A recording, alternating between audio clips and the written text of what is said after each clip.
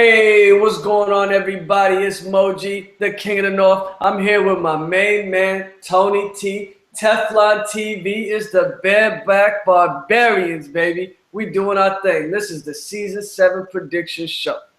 Tony, people, converse. Hey, what's the deal, my people? You know this, Don Tony Teflon. Yes, I am on motherfucking vacation. You see the motherfucking sangria in my motherfucking hand. You know what that means? Vacay, motherfucker. But even though on vacation, I'm still chilling with my man Mo doing this because this is vacation to me. You know what I mean? Just doing something nice and easy, taking it easy with y'all on the chat. And I'm going to answer some questions. We're going to talk a little bit about Kingslanding and get it all. You know how we do. Bad backs, bad facts, baby. Let's get it. Woo! God, I love doing this, man. We had to push back the show. We had it usually scheduled for Thursdays at 6. But, you know, people's is busy. We busy out here. We getting our thing. We barebacking. You know what I'm saying? It's the summertime. So we pushed it to Sunday. We chilling. It's the weekend flavor. My man got his sangria. Tony got his drink in his hand. I got my paisano root beer in my hand. We doing it, baby. This is it. It may look a little Capri Sun-ish, people, but this ain't no motherfucking Capri Sun. This is Puerto Rico. Ain't my Puerto Rican people out there straight from the island. You know the deal. You know what this is in my hand, and you know it. And I know you wish you had one, so I'm going to sip it for you right now. Man, it's a little too early for me to be sipping. I was out last night, but, you know, Tony's a G. You know what I mean? He's a barbarian, so this is how he does. Yeah, I can do this, man. 6 o'clock is all right, man. 6 o'clock to have a little sippy on, you know what I mean? Go down to the lake or something like that. That's how you do it, man. That's what vacation is about. Chilling on the lake, barbecue, and drink in the hand. That's what I do on vacation. That's what I plan on doing. That's what I've been doing. Exactly. Now, we talked about the North. It's cold up north. I'm the chef up north last episode. We got King's Landing right now. We got a lot going on. We got Dany descending on King's Landing. We got Cersei looking like a motherfucking ISIS warrior up in that junk, giving that place the business. We got a lot going on. We try and do our predictions for next season. I'm feeling a lot of things, Teflon. What you feeling, man? Yeah, there's a lot of good stuff that's gonna jump off in King's Landing, you know what I mean, when it goes down. But I think that the thing that people have to realize is that it will be a quick situation in King's Landing, and whether Daenerys is there to take Cersei down, if she physically does that, I don't know. I really don't think it's gonna go down like that. I think it's most likely gonna happen that Cersei's gonna blow it up and then bounce on the blow up, and Daenerys is just gonna come into a bunch of rubble is what it seems like, more likely to me. I don't see Cersei and Daenerys confronting each other, though. I don't see that. I know that's what everyone wants to see. It would be good to see, but I don't really think we're going to see that this season. Yeah, I mean, we had the House of the Undying Prophecy vision back in season 2 and 3, I believe. It wasn't like the books. It was a little bit different in the books. In the show, they basically showed us Dany walking through some rubble, walking through the throne room with the snow falling, the ashes falling, this, that, and the third. And a little bit of it happened, a little bit of it didn't. Is the throne room going to be ashy and classy? I don't know. Is the throne room going to need some lotion? Possibly. Well, it looks like when you see it, you got to remember from the House of Undying, some of these visions will happen, some may not happen, all right? So this is something that's going to happen. But the last part of it, when you see her reaching out for the sword, that's not going to happen. That's a vision. That's not. But that sword, if you look at that, it has snow on the pummel. Take that snow off that pummel. I pointed out in one of my videos I did. I don't know which one, but one of them. That sword is definitely long claw that is on the throne that she reaches for, and then she hears something and she turns around. I think the next part of the vision is when she turns around and she runs and goes through the door and runs into Khal Drogo out there, and that's something obviously that's not going to happen too. So those two things right there were two things that won't happen, but the initial walk into the into the throne room like that will definitely happen. Yeah, that's just going to be so sweet, so sweet. We've seen so many visions. We've seen so many flashbacks. We've had Cersei's flashback with Maggie the Frog. We'll talk about that a little bit later. We had the Undying visions. We've seen a little bit. We even had Bran's visions. We had Bran's visions of him seeing Mad King Aerys and Jaime killing him and why he's Kingslayer. We saw the Bran's visions with the wildfire. That happened. That prophecy went down. We had so many things in King's Landing. So many things to talk about, Teflon. Yeah, there's definitely a lot of shit that jumped off in King's Landing down there. And it really, basically, when you think about this King's Landing story next year, what I would do if I was you, and I think about King's Landing is, how fast is it going to happen that Daenerys is going to get there? That really depends on the whole Cersei situation there. We've seen it already on, but we know there's time travel. I mean, hyper teleportation type of devices that goes on in this series, and people just reach places miraculously quick. So if they somehow make Daenerys take slow time to get there, that would be going against everything they've ever done. So she's got to be there. The next time we see her, she's got to be in Westeros. That's the way they have planned it out, and that's what I expect to see. Yeah, this shit is getting serious. I mean, I'd love to break down so many things of next season, what I believe, but King's Landing is a nice little spot. It's nice. We've seen so many battles. Battle of Blackwater. We might have Battle of Blackwater 2. Now, we got some questions from some people on Twitter. Drop your questions in the chat. Me and Teflon are going to talk about everything that we can because, you know what I mean, we love this. We ain't new to this. We true to this, ladies and gentlemen. So, Teflon. Yes, sir.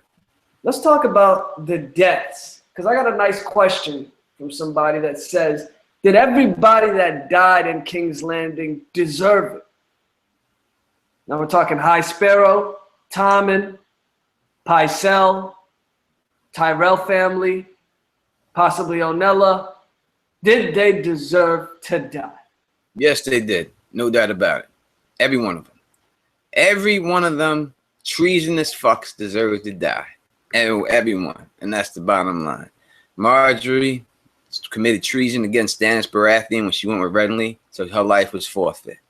And so was the life of her father, who went along with her and tried to do the coup over Stannis Baratheon. So she deserved to die. This came a little bit later and came by the hand of somebody else.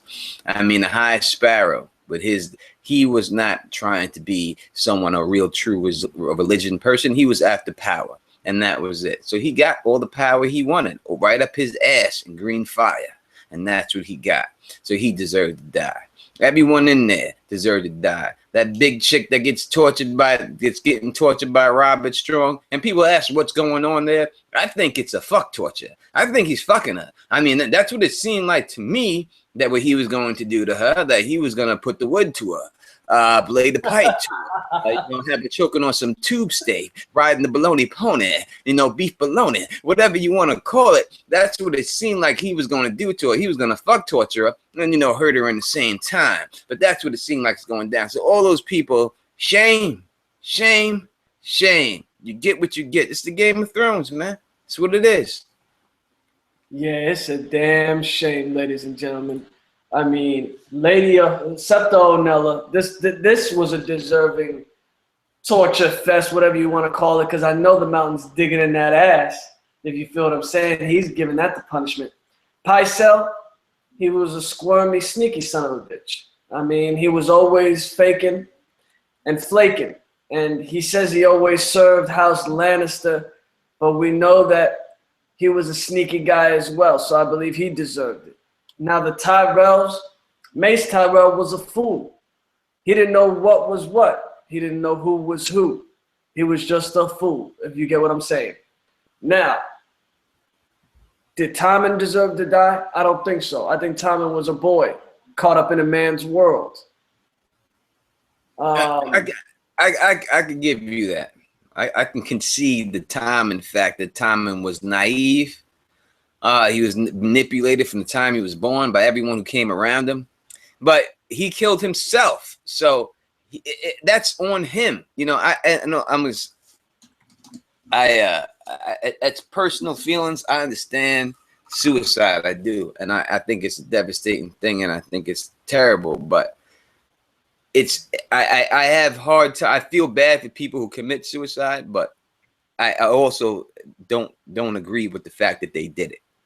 So it goes both ways with me. I understand that your life is so bad and you want to do it, and I understand that, but I also think that there's a lot of people who would rather be alive. So you killing yourself and leaving everyone else to deal with it is kind of stingy. Yeah, some people will say committing suicide is selfish because you're leaving behind your loved ones, etc., etc. I'm not the one in that camp. I believe anybody that takes their own life is sick and they got problems, but it is what it is. The deaths in Yeah, Kings. I hear you. You know what I mean? Suicide is a devastating thing. Wanting to hurt yourself, or if you put yourself in that position, I'm sure that everyone at some point in their life in this world has contemplated. I think everyone has, or at some point in your life, and it's hard. But you know, and it's definitely a sickness, and people definitely need to be helped, and people need to get help before it reaches that point to they commit suicide. They need to see the signs, and people need to give those people a helping hand instead of trying to down them or demean them or make them feel worse than they already do. But in the end, when that's all said and done, and after the act itself is committed, to leave the people behind to pick up the pieces, I think is unfair for the person who commits suicide to do that, and they're not really thinking about those people when they do it. Obviously, they're not. That's why they do it. Yeah. So those were the major deaths. I want to talk about House Tyrell for a bit because I think that's the most major death in King's Landing last season. Now, this house is pretty much extinguished. I don't know if there's any junior branches. House Tyrell took Highgarden from another family. I can't recall the family right now, but they up-jumped, and they took Highgarden from another prominent family. Now, will they get up-jumped and usurped and another family take over Highgarden? It is possible. Things in Westeros, history repeats itself in this story. Will we see another family come up and be like, yeah, we're the kings of Highgarden now? The Red Wines, they are the kings of the Arbor Gold. They do make the wine in Westeros. Could we see the Red Wines take over? It's a possibility. It would definitely, if anyone's going to take from them, it's definitely the Tarleys. You can see, especially if you go from the books, you can see in the books that Randall Tarley is already upset that he's the one who's won all these battles, and Mace Tyrell is always taking credit for him.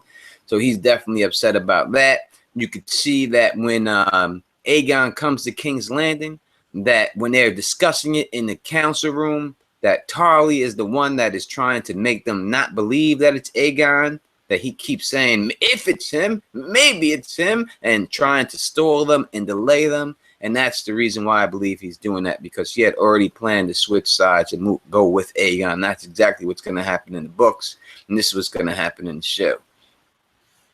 Yeah, House Tarly, you are correct. House Tarly is one of the biggest bannermen to the Tyrells, and Randall Tarly is a son of a bitch. If he sees an opening, he will take it, ladies and gentlemen. This is how it is. Well, he deserves it. You got to think about it, too. He deserves it. If you look at it, the guy's won all these battles. When you in Westeros, everything is, it's a military world back then, It's like back in the day when military commanders rule. And he's the best military commander out there right now. If you look at on paper, from in the show, he's the best military commander. He's the only one who was able to defeat Robert Baratheon. He had Stannis Baratheon pinned up in the siege. You know what I mean? He had him there. He had him dead to rights. He let Dabo slip by. If he didn't do that, he would have had those dudes too. He's no joke, man. Randall Tarley's not playing around. When it comes to battle, the dudes know how to plan it. And just Mace Tyrell is just taking all the credit for everything he's doing. Yep, that is correct. Randall Tarly and Stannis, these are two renowned strategists, and Randall Tarly never got most of the credit for the battles in Robert's Rebellion. It's major, I think he gave Robert Baratheon the only loss that he took, wasn't it? Yes, sir. So Randall Tarly is a beast, ladies and gentlemen. If there's anybody going to take the seat of Highgarden, if anybody's going to take away what Lady Olenna holds dear, it will be Randall Tarly. We don't have Garland in the show. We don't have, Marjorie and Loris's other brothers in the show. But, they skipped over them, but it is what it is. I can see Randall Tarly scooping it, just scooping it up. You know what I'm saying? Now, let's get back to the Q&A. We got some good ones. We got some doozies up in here, folks, and I love it. All y'all in the chat, y'all G's. Shout out to them. Yeah, shout out to everybody in the chat. I'm not looking at the chat right now. I don't have it up, but shout out to all you people out there in the chat. Shout out to all my people coming in here and listening to me and Mo do this. I'm going to do it. Everybody in the chat, shout out to Dish Murphy, Alan Vanderson, Timo 30. Shout out to my girl. She's always here. Love you. Smooches. Shout out to David Adams, Jamie Sneed, Morgan Barker, Todd Fowler, Ramon Carter, Eli Gomez. Love y'all. Thanks a lot. Adam Doyle. And Brendan. Sorry if I messed up some of your last names. Now, the Q&A. This is from Brendan Smith. Now that Cersei is back, or basically back in power, will trial by combat be reinstated in the Seven Kingdoms? Teflon. I don't know if first off, I'd like to say, B, I hope you do good on your thing that you got going on. I hope that all works out for you, and let me know how that works out for you. I think that I don't think they're gonna go into it. You know what I mean? It's not gonna. You're not gonna see her do. I mean, you may see a little bit of her ruling in King's Landing, but it's not. They're not gonna go into politics of her on the small council reinstating laws or anything like that. In the books, I don't think it's ever going to be wiped. It may get wiped out like that, and if that was the case, then it would be reinstating, because we definitely got to get a trial by 7 in the books. I think we're going to get that before it's all said and done. I don't think we're going to get that in the show, and for that reason, I'm going to say no. Yeah, I think that trial by combat has always been something major in the show. Tyrion, that was his wild card. Used it in the Vale. Used it in King's Landing. It was his Joker card, his wild card. You know what I mean? Everybody wanted to kill his ass. And what'd he do? Give me a trial by combat. So Cersei's got to think about that. If they even do address it in the show, she's going to be sitting on the throne like, do I want every little son of a bitch to be squirming out of a trial, you know what I mean, by calling trial by combat? No. So if Cersei's smart, which she isn't, she would keep trial by combat eliminated, in my opinion. But it is what it is. Now I drink this sangria, my hips stop moving like fucking Shakira and shit. I just fucking feel like moving and shit. That's that, you know what I mean? That's that movement, man. That's that salsa. I got it, son. I got all that. I got all that. Trust me, I can do it. I got it all. You put me on the floor, you see it go down. Don't sleep on me. This is what we do, ladies and gentlemen. This is Dirty Dancing with Teflon and Mo. I'll do that whole routine, the whole arm. I'll go right down. Don't laugh on me, girl. I'm spitting you right out. Spitting you right out. Do it. Oh man, this is the bareback barbarian show, ladies and gentlemen. Come hang with us. This is what we do. We chilling out here. Now let's go to the Q. Let's go back to that Q&A. Y'all got so many good questions, man. So we got one here from Jamie Sneed. Will there be a reckoning between the Iron Bank and Dany once she claims the Iron Throne? Oh, hell, let's talk about the Iron Bank in general. Would that be an equation that the showrunners even go back to, Teflon? And they did bring it up real quick, and then it's like they brought up the Iron Bank, and then they let it go away. And they should go back to it because it's a factor. It's a different factor in the books. It leads more to the pink letter of Stannis writing it in the books, but eventually, obviously, listen, the way I see it, obviously Stannis died in the show. That means he will die in books. We know that, and that's the way it's going to be. But it's a totally different situation because Stannis gets that money. He hasn't spent that money yet. In the show, he spends it, and he gets those troops. He hasn't gotten those troops yet in the books. He sends Justin Massey off to get these people, to get those guys, to Bravos, to go get his things. And that's when he tells him, specifically at this time, the man who doesn't bend, the man who wouldn't do it, who wouldn't be sneaky, says specifically to Justin Massey, you might hear that I'm dead. It might even be true. Even so, get my troops and return them. And then he says, but if you're dead, why would I come back? He said, then you put my daughter on the Iron Throne. but you come back. And there's a reason why Stannis said that, because Stannis does plan on faking his death, and he does fake his death in the show, in the books, and I guarantee you will see that happen and play out. Yeah, if you want my honest opinion, I don't think we're ever going to go back to the Iron Bank. I think they squashed the Iron Bank. They even had Mace Tyrell get accompanied by Meryn Trent and go up there and holler at the Iron Bank. And what did they do? They just come back and don't even ever talk about it again. Meryn Trent got killed by Arya, ladies and gentlemen. They haven't even talked about it. So why would they talk about the Iron Bank? I don't know. It's just problems that they don't need. It's a headache they don't need and they don't want to have, in my opinion.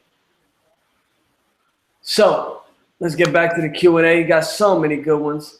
This one's here from my main man, David Adams. Shout out. What do you think the odds are that we see Tommen, Joffrey, and Marcella get raised when the Night King comes to Kingslanding? I think it's 0. I don't think the Night King will ever make it that far to Kingslanding. I don't think he's going to get down that far at all. Man, David, you thinking way ahead, bro. We got to hope that the Night King even comes down to the north and handles business first. I mean, damn, you talking about Kingslanding? Woo! Yeah, that's a long way. I think the farthest the Night King can make it is the neck. He won't make it past there. That's as far as he's gonna get. And they're not gonna make the battle go down past. I mean, you can look at the vision when Dany is above the trident and she's on the dragon, and you see her up there and she's fighting the White Walkers there. I think that's right there is where they will do the hammers of water will take place. It will break it right there, separate Westeros, preventing the White Walkers from coming across, and that's where the battle will be fought right then. And then you'll have 2 different continents at the end of this whole situation after that. You'll have the north, and then you'll have the bottom. I got a video on that. I probably shouldn't have said that, but now people start thinking. But yes, that's what I think, and I'll explain that in the upcoming video, that there will be 2 different continents there when it's all said and done. Y'all heard it here first. Tony's got a little drip drop in the works, ladies and gentlemen. He's got some knowledge coming. Stay tuned. Pay attention. Watch your subscriptions on YouTube. Yes, sir. But back to the Night's King and his ghouls and his goblins. I don't know how far they're going to go. I think, in all honesty, John and all them going to give them the business, you know what I mean, way before they get anywhere near River Run and the Twins and all that. I think the big battle is going to be in front of Winterfell, because the name is where Winter fell, ladies and gentlemen, and it is what it is. I don't know if they're going that far, but it does. It makes a lot of sense that they definitely make it to Winterfell without that. But the only thing that would give me pause to think that they're going to go beyond Winterfell. And you look at the White Walkers before. I think they have to be almost as effective as they were before. Now I don't expect them to be that effective. Now, last time when they came out, these dudes conquered everyone. They conquered kingdoms and the whole fast and cities alike. They destroyed just about the whole fucking realm. Was done. All right, and that's the way it was.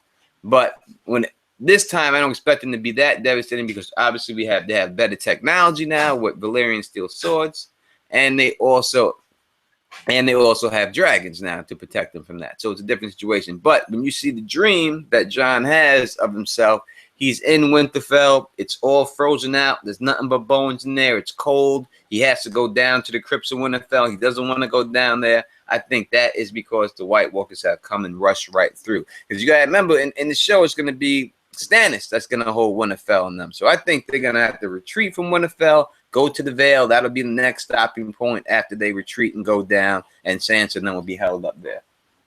Now that's in the north, and we talked a lot about the north and what our predictions are for next season in the previous video. So if you didn't catch that prediction video of the north, go check it out. And I also dropped a couple of doozies in the middle of the week, and so did Teflon. So make sure y'all go to our playlist, check them things out. Now let me get back to the Q&A. Whew, so many good ones, so many goodies.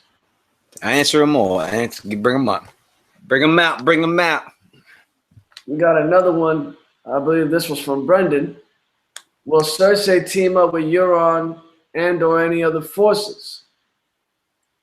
Oh yeah, that's a guy. So you know, if anyone go to my channel, please, you can watch it. I think it's, I forgot the video I did. It's like Cersei predictions video, but definitely that Euron Greyjoy is the husband or the baby daddy or whatever. I don't know what it is for. You know, I know dudes. You know, dude, we got a word for like wifey, right? I don't know if women got a word for men that are like husbands, but not husbands. They ain't marrying them, but they the husbands anyway. I don't know if they're, you know, we the ones who make that stuff up. And I always tell chicks all the time, don't let no man call you wifey. Don't do that, because once you do that, you ain't getting that ring no more. If you want that ring, you better make him call you wife. Once he play that wifey on you and you cool with it, that's all you're gonna be. And that's it. So it may sound cute in the beginning, but you gotta put that man's feet to the fire and be like, no, fuck this wifey shit. I'm a wife or I'm nothing. I'm out. You know, so I think that's the way it'll be with Euron and them. I don't know if they actually get married or anything like that, but definitely like a wifey type situation with Cersei. That's her boo. That's who is going down. That's the only one. That's the only way she stands a chance, and that horn is her saving grace. And she has talked before. You have heard her say it before, that she can seduce any man. Any man she gets around, she can seduce. The only one she wouldn't be able to seduce is Stannis Baratheon. She have a better chance seducing a horse than Stannis Baratheon. And that's it, you know. But any other man, she said she can get her hands on. Yes, indeed. Now, this is a question we could talk about for a good minute, because this is the main attraction, ladies and gentlemen. This is what we're all looking for next season. Cersei's not going to be sitting around, you know, twiddling her fingers next season. Cersei's going to be looking for money, power, respect. That's the key to life. You understand what I'm saying? She's like little Kim out there on the Iron Throne. Money, power, respect. Money, power, respect. Yeah. Now, this is the main crux of the situation. Euron's got Dragon Binder. Okay? Now, this is going to be a knowledge drop. Cersei is still fertile. This is what Tywin said. She could still get married. She ain't old. Tywin was trying to marry her off to Loras Tyrell. Is she going to be one of the major marriages? I don't know. Will she look back on what her father told her, that she could still get married and she's not old? Possibly. Will Euron and her hook up? I'd love it. He's got Dragon Binder. Dany's got dragons. Dany's on the way to King's Landing. There's going to be some fighting, Teflon. No doubt about it. You got to look at... this is the way, when you look at House Greyjoy, look at House Greyjoy as the original Targaryens of Westeros, right? An island continent, an island nation who basically came over to the mainland and conquered it. Harren Black ruled all of Westeros. That was his kingdom. He had it locked down until Aegon, someone he did not see coming, came and took it over for him. But if that dude never showed up, all of Westeros would be controlled by the Ironborn, a little-ass island would control that main continent because of the fucking craziness of the Ironborn. And that's what's not put out there in the show, how good of fighters the Ironborn are supposed to be, how vicious they are. Because when you have an island nation like that, that's able to conquer countries, you know, like this, that's just nuts, you know. That's, you know, that's like, I'm gonna say island, but that's like, you know, Britain, a little small country that conquered the world. You know, Italy, Rome, whatever you want to call it, little small country that conquered the world. It's like that, you know what I mean? That's what they did, and that's what Harren the Black was, you know what I mean? And Harren the Black wasn't bending. That fucker wasn't having it. He didn't give a fuck about a dragon. He said, fuck your dragons. He died, but he said, fuck your dragons. And that's the bottom line. He went out like that. He got burnt in his own shit. But he did say, fuck them dragons. Yeah, and the Ironborn aren't going to make the same mistake that Harren the Black made. Now, the last time we saw the Greyjoys, they had the King's Mute. And I'm not talking about Yara and Theon, because Yara and Theon are already on the good team. They on the strong team. They on the right team. They with Dany already. I'm talking about the other Greyjoys. I'm talking about Dampere and motherfucking Euron. Last time we saw them, they was taking all the trees down a pike to build their fleet, to build the Iron Fleet.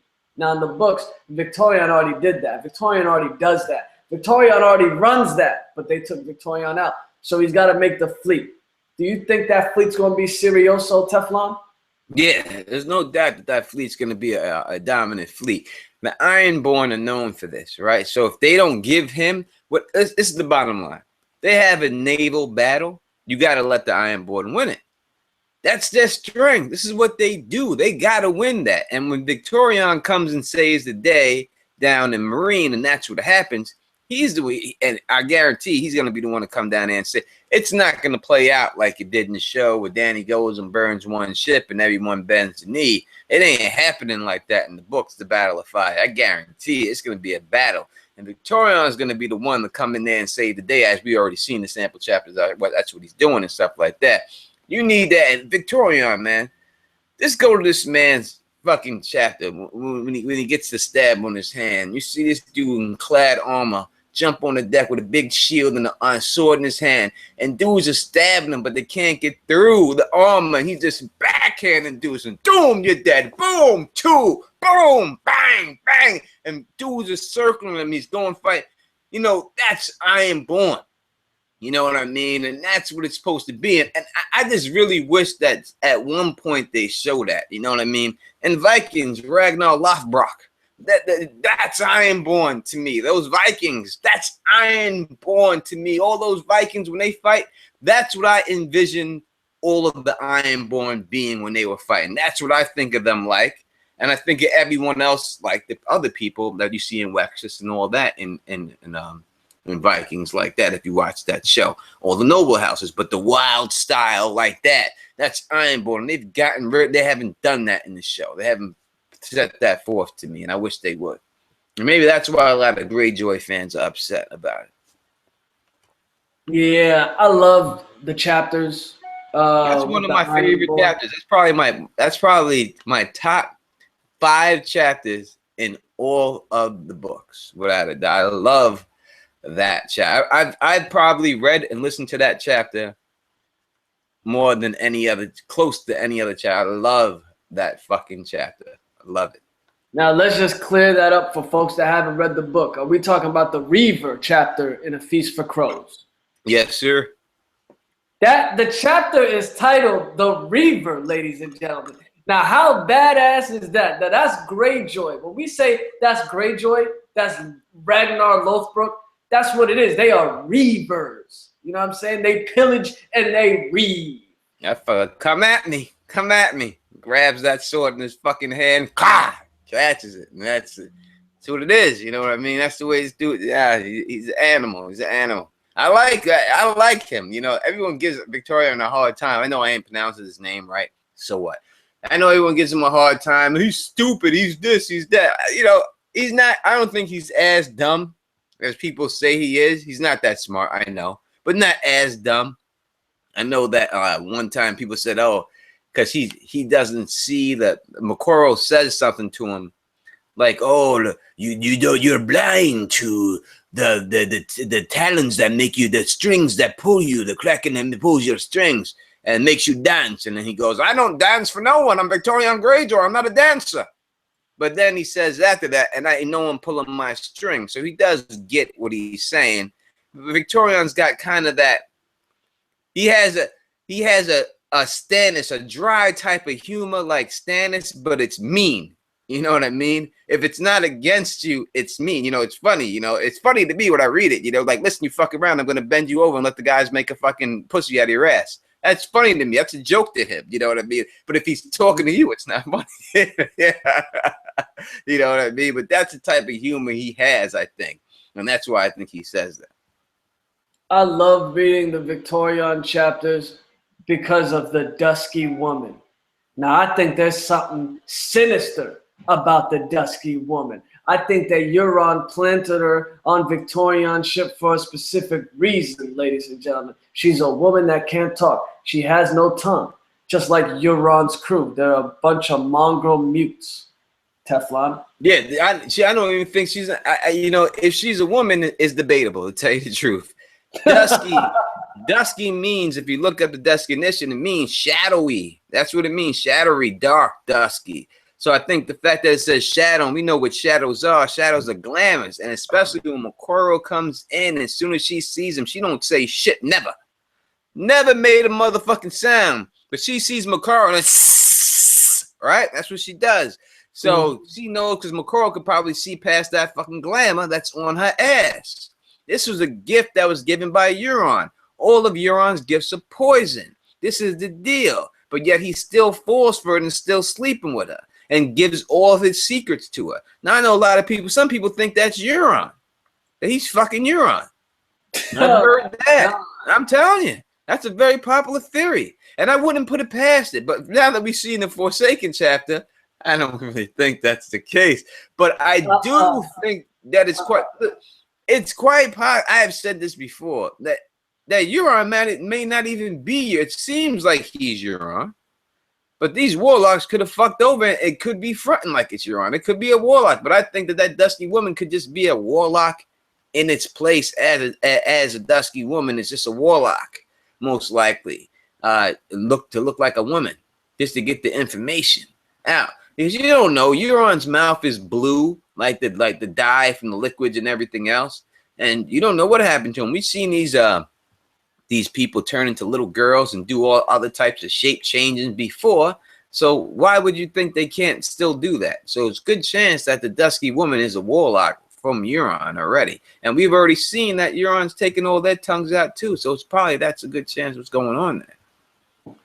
And then she says, and Mokoro says in the thing, your death is with us right now. And the people in the thing that are with them right now, the Dusky woman's there, Mokoro's there, and he has the thing in his hand. So it's one of those three things that was his death right there. That's still right there. That will lead to the end of him. See, that to me is like the Valancourt prophecy. That right there is like, you know what I mean? Like, she thinks it's Tyrion, you know what I'm saying? But it's not Tyrion. Tyrion's too obvious. Now, Victorion thinks it's the grayscale. He thinks it's the grayscale that's going to kill him. It's the thing on his arm that's going to kill him. But it's not. It's really the Dusky woman. You know what I'm saying? With Cersei, everyone thinks it's Tyrion. You know what I mean? But it's not. It's really Jaime. You know what I'm saying? We're breaking it down, folks. No doubt. It's if you look at it, you know what I mean? It seems like Vic's got shit under control. He's got the horn. He's going to have the horn blown. And then Mokoro tells him straight up, you have to take this horn and you need to bind this horn with blood. So what does Big Vic do? Big Vic cuts his hand and stops rubbing blood on the horn. Now, he doesn't say rub blood on the horn to claim it. He says it has to be claimed with blood, but Vic's mentality is like, let me just rub some blood in this motherfucker and now it's mine. No, that's not going to work.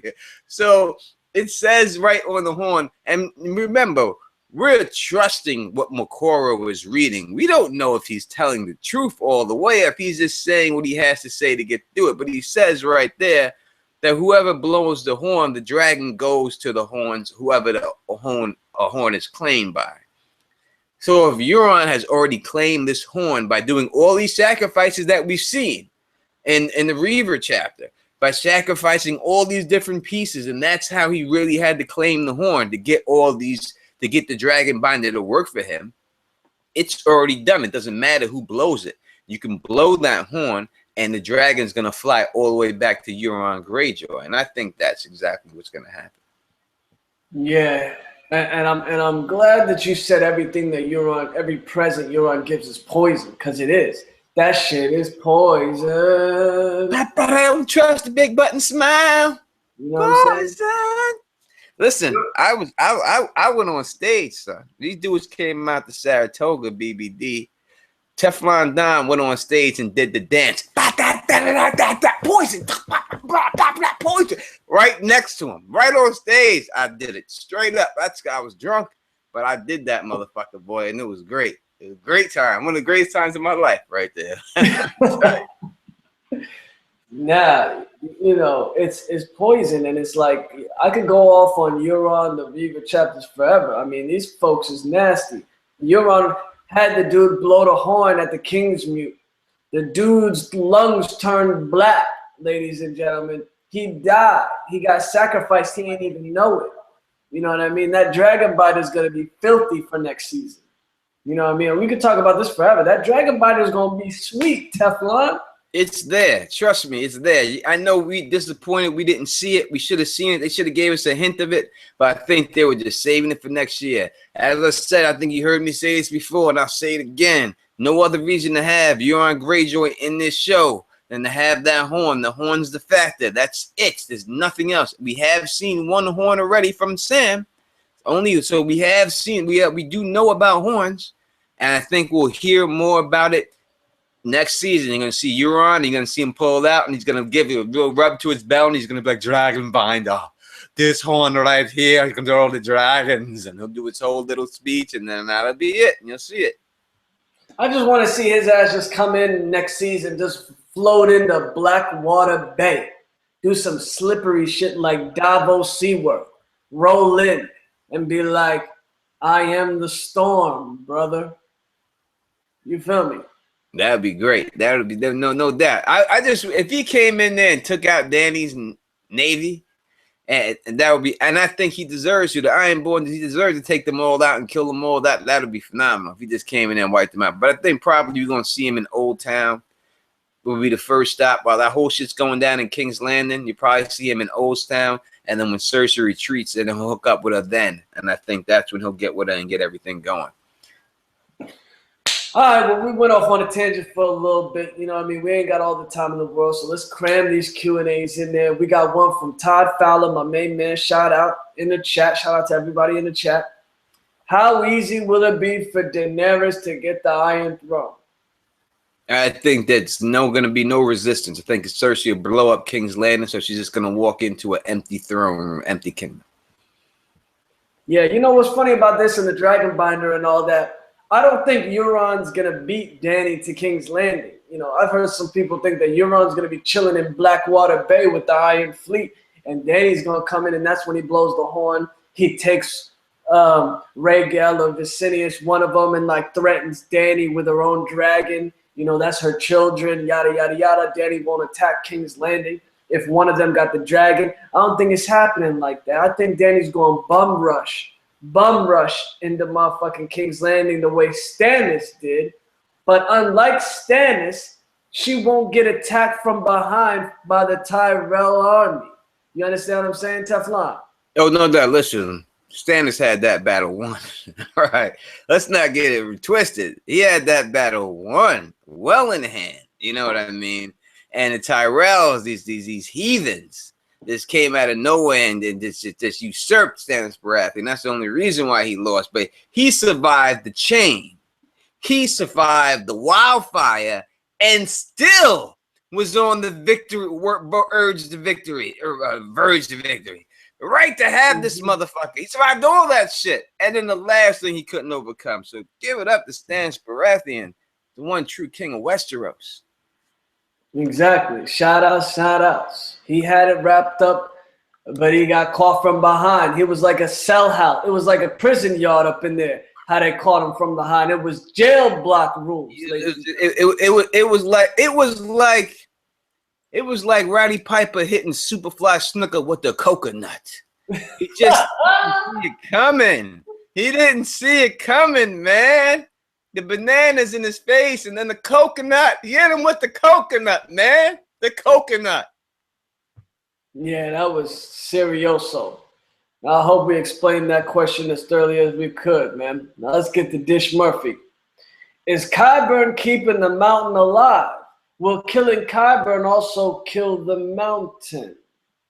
I don't think it's a warging situation with the mountain. I think Qyburn, everyone acts like he's a necromancer, but Qyburn is just really a basic surgeon. What did he really do? He opened up people to heal them while they were still alive. Oh, that's what surgery is, folks. That's what we do today. We open people up while they're alive to heal them. That's what he was doing, but people back then didn't like it. So I don't think Qyburn's all that bad. He's a surgeon, but he's a dark surgeon. This man in the books was opening up Lola Stokeworth while she was still alive. This man was cutting up women to get their blood to give it to the mountain. This man was cutting up pieces, Teflon. Well, you got to learn somehow. I'm not saying the man's perfect. You know, hey, I'm saying if it was an operation game, you know, he's hitting the sides a little bit. The nose is turning red. You know, he's trying to get he's trying to pull out the rubber band. You know, in the operation game, he's banging the sides a little bit, but he's still getting the rubber band out in the end. Yeah, the funny thing about Qyburn, I hate the wishbone. I never liked the fucking wishbone in operation. Was always the hardest piece to get out for me. Was the motherfucking wishbone. And it's supposed to be the luck bone. So take it how you want. That motherfucker gave me. I remember flipping that motherfucking game when I was little. Because of the wishbone. You know, to try to answer this question, Dish, Qyburn has been with the bloody mummers. Okay, that man was with the most evilest, trifling motherfuckers in the book. All right, the same dudes that cut off Jaime's hand. In the show, it was a little bit different. In the show, it was Locke, but in the book, it was Vargo, a sellsword, some badass motherfuckers. That Qyburn used to work for them. He was chilling with the bloody mummers, the evil motherfuckers.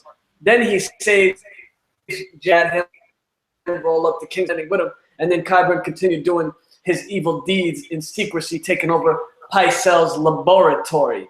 Now, I don't think Qyburn's keeping the mountain alive. I think the mountain is alive on his own. It's just that Qyburn messed with a little bits and pieces of him. He's not the same man, but you know, I don't think he's keeping him alive if that's what you're asking. So yeah, now I do say like if the man's come in, it's an operation, but let's know that in this world there's magic. All right, so it's operation. He's doing that, and he got expelled for doing that. But there's also some magic involved. Obviously, it's not real life and stuff.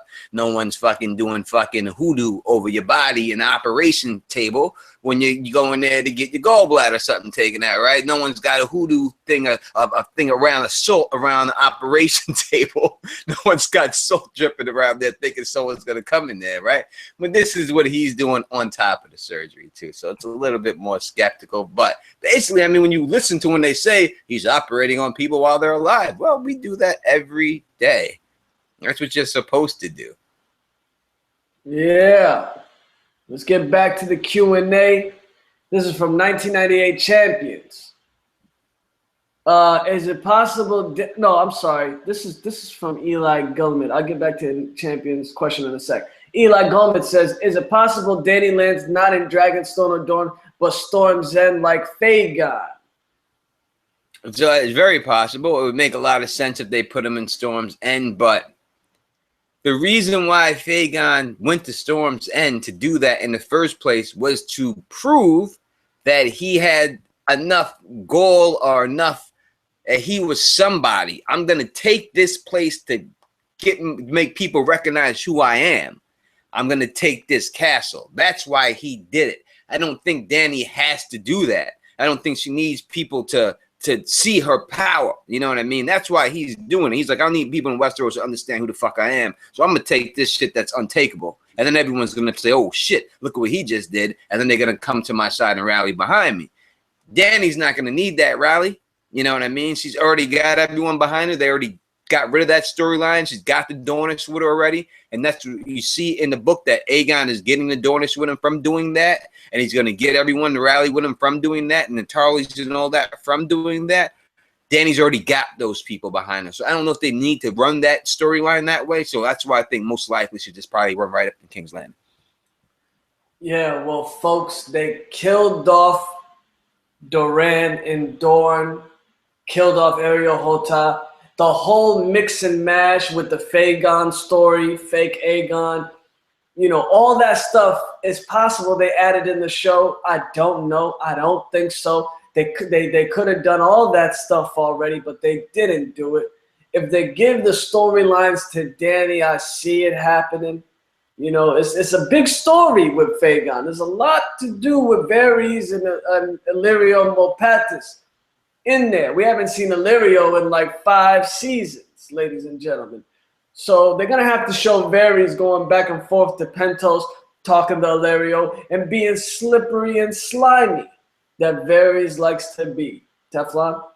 Yeah, and that's crazy because they in the beginning you see them setting up the Blackfire story. You see Arya down there seeing Varys talk to Illyrio.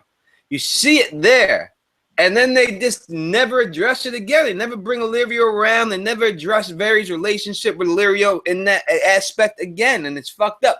You have it there set up, and I don't know why. It's so much better of a story if you had that Blackfire in there. And I don't really think that it was so difficult to do that they couldn't have done it. You know what I mean? I don't think it would have took away so much that, oh, this is just too difficult of a storyline. People aren't going to follow it. Yes, the fuck they would have. And they would have appreciated it much more if you would have had that one fucking storyline in there that Aegon made.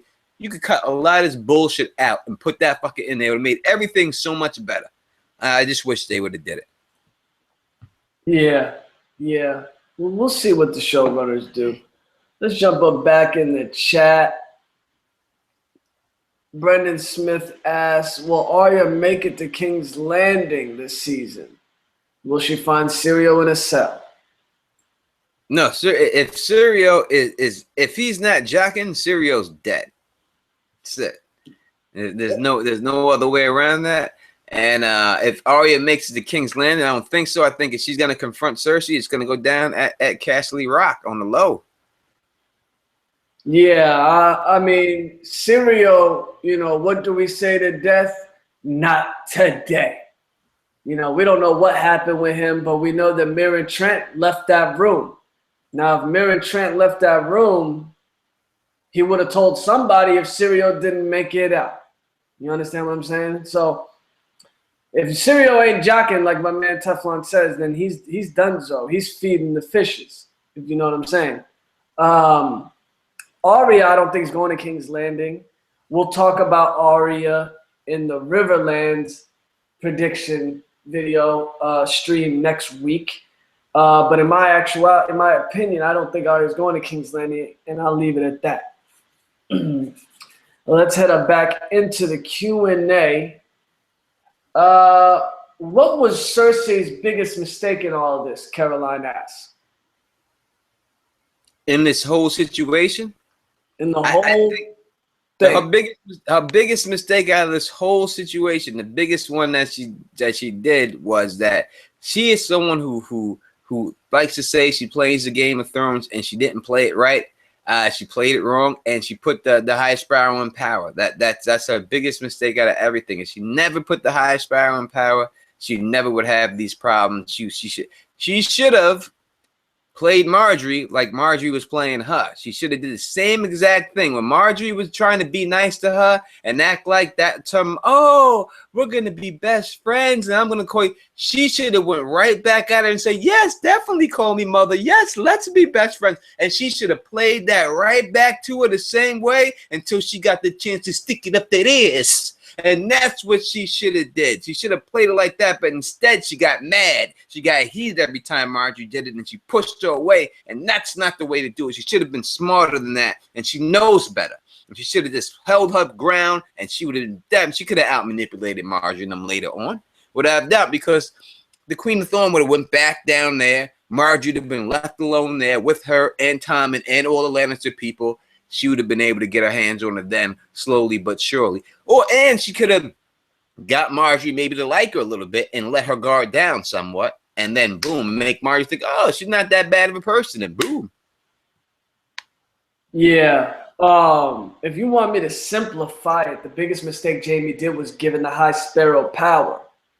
You know what I mean? When you give dudes that don't even care about wearing socks and shoes power, you got problems, ladies and gentlemen.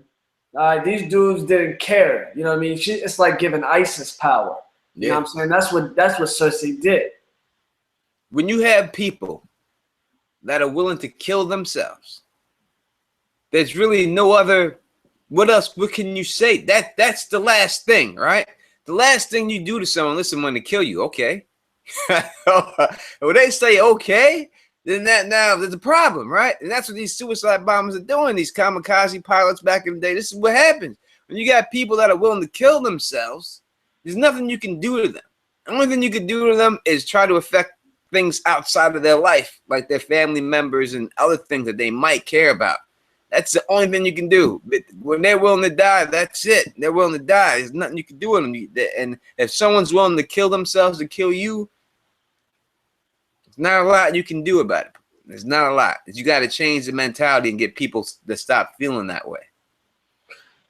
Yep. All right. Next question here from Lazy Bone. How are the Dothraki going to carry themselves in King's Landing if they step foot in King's Landing? I always thought that it would be a problem for the Dothraki, but we seen them on the ship. They took to that ship like it was no problem. Fuckers are hoisting sails and shit, and they're on the ship. And these guys never sailed before in their life. I thought they'd be seasick or something. Nope.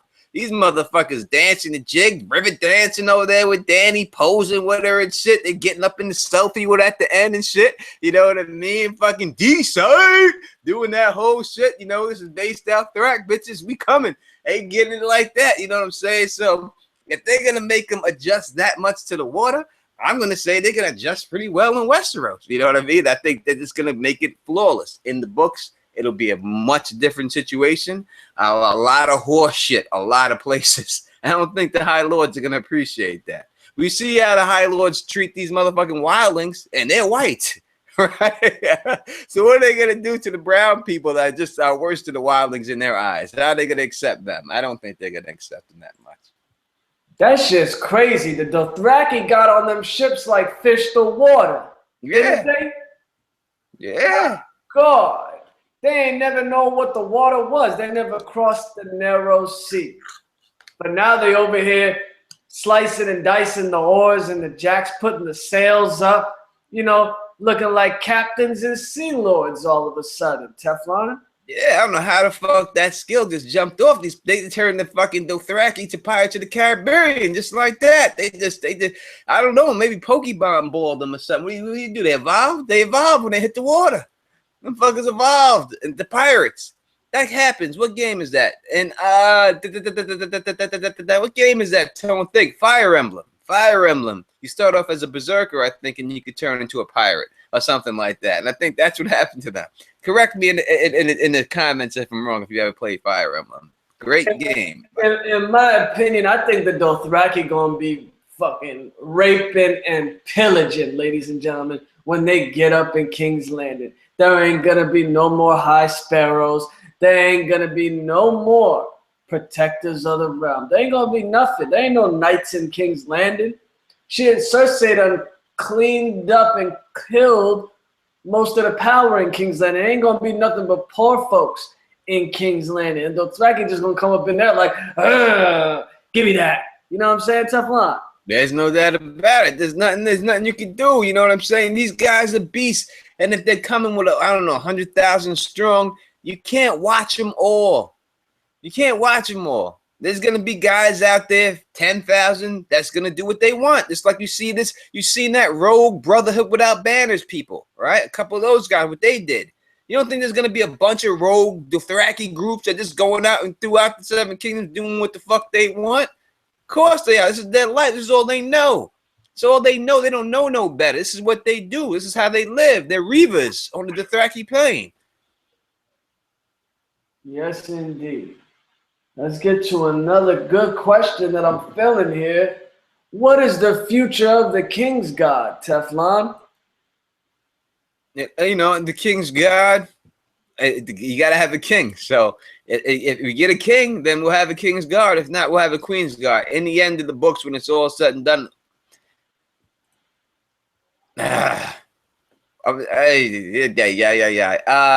I think the King's Guard will still exist in some form. I don't think it's going to be this. People think that's going to be all of a sudden we're going to get a president of the United States or some type of situation, some type of system like that. We're not going to get that at the end of the books. I still think there will be some type of monarchy rule like that. I think it still stays that way. And I think that it's just going to be, and we'll have a King's Guard for whoever is protecting them. The worst thing Cersei did was letting Sir Barristan Selmy leave and firing him. You kicked out Sir Barristan the Bold, all right, from the King's Guard. He was Lord Commander. Okay, I don't got no disrespect against Jaime being Lord Commander of the Night's Watch, but he ain't no Barristan Bolt, Teflon. No, you gotta have people that respect that the troops respect. All right. If they don't respect you, they gotta respect the other guy, and that guy. And that's how it is. You know what I mean? They respected him, and even though shit was wrong, he always stuck by it. You know what I mean? The Ned Stark shit was wrong. He ain't do nothing about it. He allowed that shit to go down. When Cersei ripped up that shit right in front of him, he knew. He looked right. He knew that this was Robert's handwriting. And he sat there and let it fucking happen. So he's got your back. So if he's willing to do that, then there's nothing worse that you're going to do that he's not going to allow. So there was no reason to get rid of him. He's not going to be on loyalty. You might as well just keep him right there. And he's got loyalty of the troops. Yeah, I don't think that the King's Guard is going to get disbanded. I think the King's Guard is going to be revamped. In my opinion, Jaime is the Lord Commander. He's going to need some more troops. He's going to need to put some good, fresh knights in the King's Guard. Meryn Trant is dead. That one King's Guard died back in the Battle of Blackwater. Y'all in the chat can remind me. I forgot dude's name. I think it was Boros Blunt, but I'm not sure. Loras Tyrell was the King's Guard in the books. He's not in the show.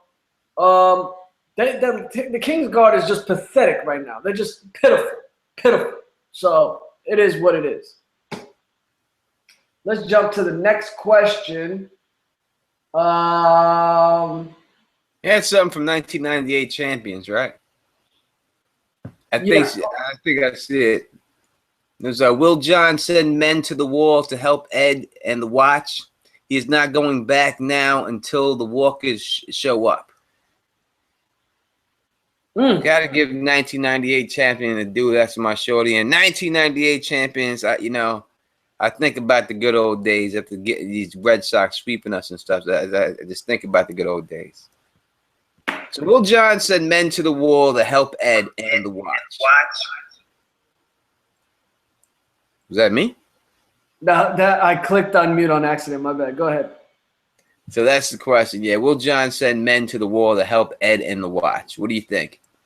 In my opinion, they need every man they can get. They can't afford to give away men to the Night's Watch. I know the Night's Watch is barren right now. I know Dolores Ed is starving like Marvin for men right now. But they lost a lot of men in the Battle of Winter against Ramsey Bolton. Now they got the Night's King coming, and Jon knows that. They know that he's coming down on them. They're probably gonna tell Ed to abandon Castle Black. This is a new World Order exclusive, ladies and gentlemen, from your main man Moji. I told it here first. I think Castle Black is getting shut down. I think the Night's Watch is getting shut down the first time in 1,000 years.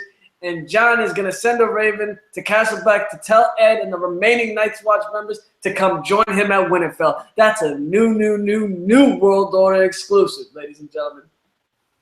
No doubt, no doubt. I can't see Jon sending any help there. I think that the people of Night's Watch are dead. I think the wall's going to fall, and they're going to be up there when it does, and they all die. I mean, when you get down to it and meet the new boss, just like the old boss, every time people have requested for men for the Night's Watch, everyone has turned them down. It's never happened yet. I don't think it's going to happen here.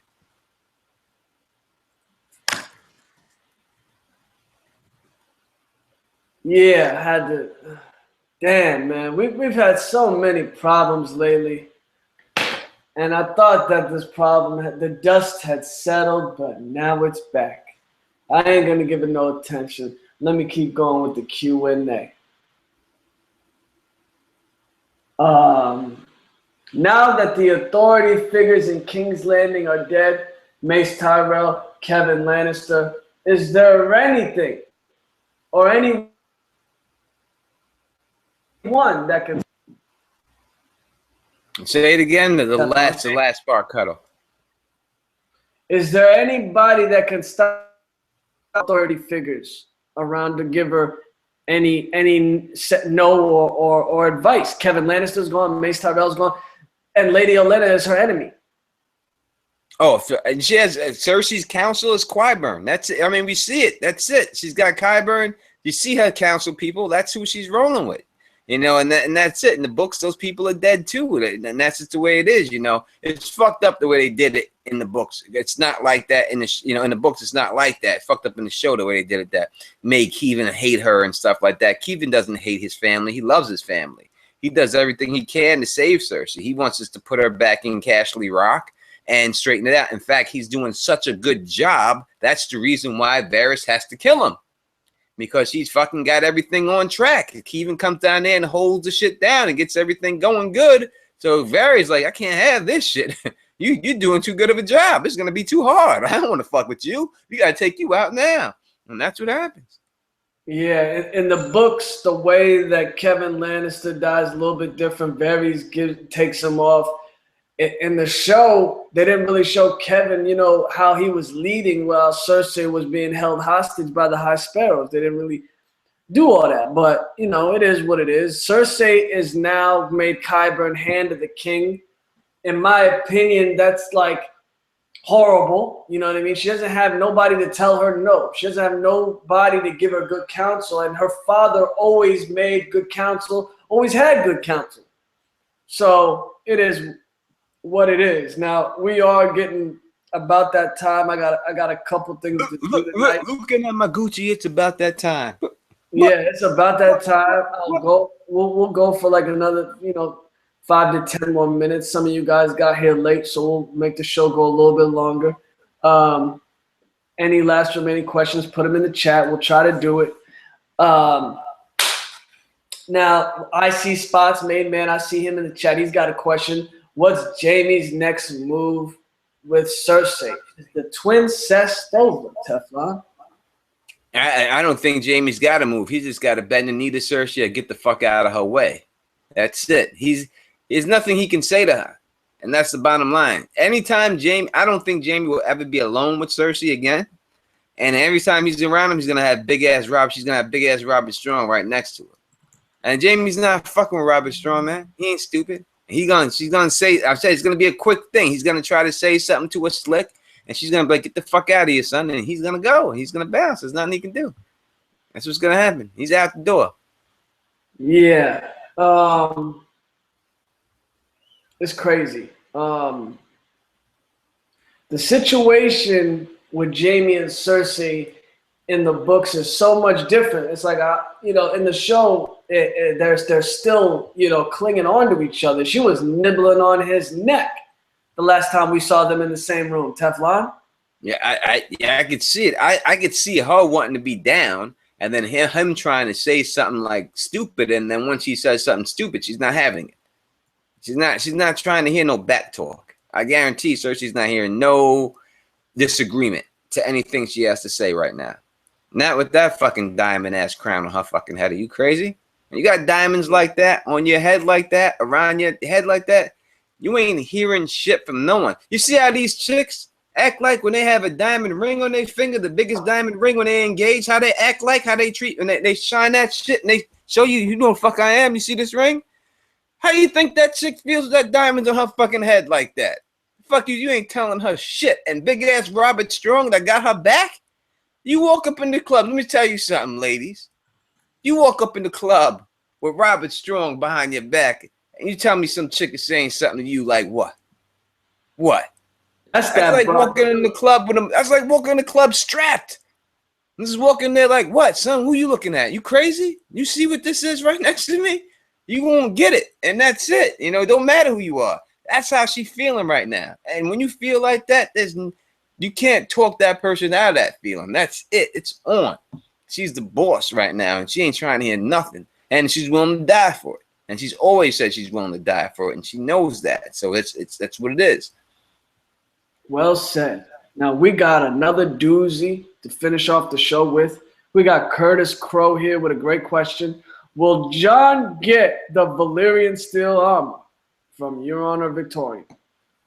There's no doubt. I mean, you could look at my video called Jon Snow's Armor, that he would definitely have that. I even recite the chapter in the book that proves he's going to have it. So I would definitely check that video out, but for more details. But without a doubt, he is definitely getting that armor. Yeah, that armor is about to fit like a glove, ladies and gentlemen. He's going to need that to fight in the long night. Just so happens to be black and red. It could have been brown. It could have been green. It could have been blue and yellow. Just happens to be black and red, huh? Just happens to be. It just happens to be. Those aren't the colors of House Greyjoy. You know, there's a reason why it's black and red, folks. George R. Martin don't put these hints in the book for no reason, ladies and gentlemen. I'd love to see this in the show. I'd love to see Valyrian steel armor in the show, Teflon. Yeah, they definitely. And look, they put Jaime in Tywin's armor last season. It looked really good. So I think they got to have a spectacle. You know what I mean? They're going to have something to really hold people over since they're shortening the seasons. So I think that's how they're going to try to get over on you. They're going to give you a lot of wow things to look at, a lot of shiny good things to distract you from the fact that they've shortened all the seasons and stuff. You know, it's like they tried to distract you that they shortened all the other episodes by giving you the one big episode at the end, but it didn't really matter that you gave me a big episode at the end. If you took away 5 minutes of every other episode, it still doesn't make up for that. Yeah. Now, I hope we broke down our predictions for next season's King's Landing. Teflon, if you got anything else to say, we could talk about it a little bit longer. I think King's Landing is not going to be too difficult to foresee. We know Euron's coming. We know Dragonbinder's happening. We know a lot of armies are congregating there. Teflon? Yeah, I think King's Landing is self-explanatory. I think we basically broke it down. A couple of things may be in and out, but the fact that a lot of the major players are already dead in King's Landing, I think the story is dead in King's Landing. A lot of action is going to happen. Not too much more action is going to happen down there, I don't think. I think most of the action is going to happen in the north and in the Riverlands and beyond, and that's it. I think we're going to really be truly done with the King's Landing. By next season, we may see it here and there, but I think King's Landing in itself, it's over for any drama that we've seen. I'm going to drop another Moji exclusive here. I feel like the citizens, the small folk, the poor folk at King's Landing is going to be like a refugee situation. I don't know if you're feeling this vibe too, Teflon, but I feel like if Dany lands in Blackwater Bay with her dragons and the shit goes bananas, you know what I mean? Drogon sitting over there like, just spreading fire all over, and maybe some wildfire gets caught up and lit up, and half of King's Landing gets burned. I feel like a refugee crisis is going to happen, and they're going to be flooding into the north.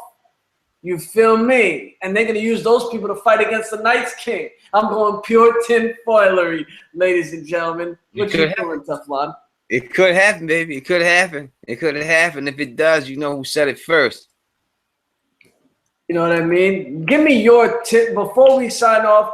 That's my tinfoil for next season. Now, every week, every Thursday at 6 p.m., me and Teflon going to be here. We did the North predictions last week. We did King's Landing today. Next week, we're going to do Riverlands, and the week after that, Dawn. But every time before we end the episode, we're going to give our tinfoilery on the region we're talking about. Teflon, give me your tinfoilery for King's Landing next season, Don. It's hard for me to do a lot of tinfoil craziness type situation because I try to really stick to a lot of the book stuff. But if I had to say a wild style thing, I'll go with that. What that person said, that Euron beats Dany there, uses Dragonbinder in King's Landing, and takes control of Dragon would be the biggest tinfoil thing that I could think of. If he's able to beat Dany there, Euron. He didn't even make these ships yet. She's already sailing. If he could beat Dany to King's Landing and that happens, that would definitely be a huge tinfoil situation for me because I cannot see that happen. Yeah, this is another great episode done by the bareback barbarians. This is Moji, the King of the North. I'm here with my main man Teflon. Teflon, sign out, my dude. Yeah, you know what it is, Don Tony Teflon. And yes, I am on vacay. But as I said before, vacay to me just means I'm going to do like one video every other week or so like that until November, just so I can get this shit done, but I'll still be appearing on Mo's show every week, once a week, so you can still always catch me on that. This won't be on all these shows like I was during the season, and I just don't want you to expect that and then don't see it and then get mad. That's why I say I'm on vacation. So, you know what, but I have a video I've been working on. It's almost done, so I should have that out soon enough, and then I'll probably, you know, see you after I put that video up back. You'll see me again next week on Most Thing, and I'll see you then. So please subscribe. You know what I mean? I'm still putting out stuff. Don't not subscribe, and please thumbs up stuff and leave comments. I'm still answering comments to any video that you put on there. If you put a comment on a video I did 2 years ago, I'll answer that question to it. It doesn't matter. Just throw that comment up on there, and I'm willing to answer anything. But until next time, you know who it is. Peace and stay sexy.